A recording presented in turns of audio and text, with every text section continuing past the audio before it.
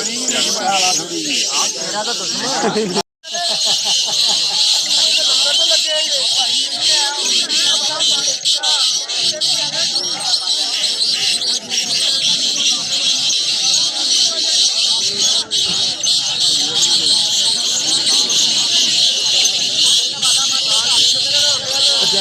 गवान जिक्र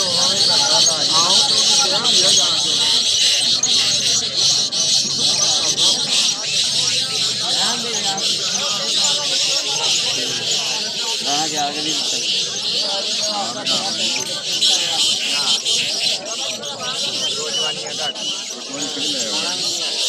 क्या बात है इंटरव्यू वाले आए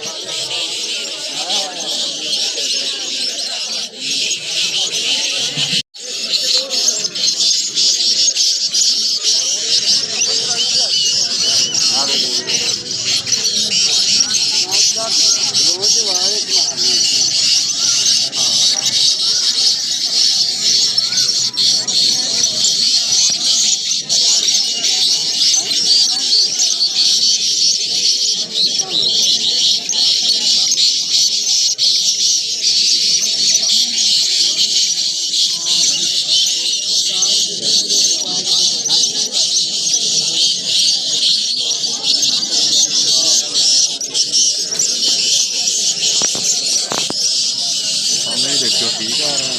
बेहतरीन जबरदस्त भी फिट आ रही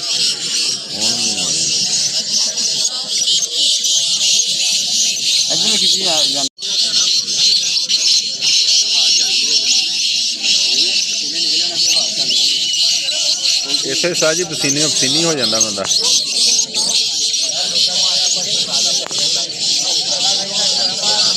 पान भी तो चबाओ ना माड़ा जा पता लगे भी अड़िया इन्होंने गलों में मतलब कही जाना चाहते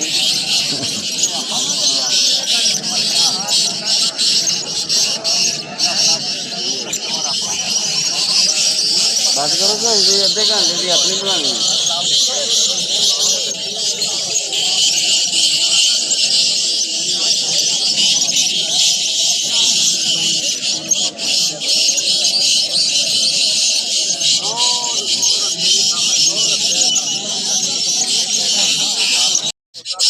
तू तो यूट्यूब से सुटनी हाँ देखी है यूट्यूब से वीडियो से मैं तेरा स्प्रिंग वाला भी कोई है अच्छा जी लो खानी मैं क्या लगता बंदा बाहर का मुड़ के मैं क्या ये बंदा घर दा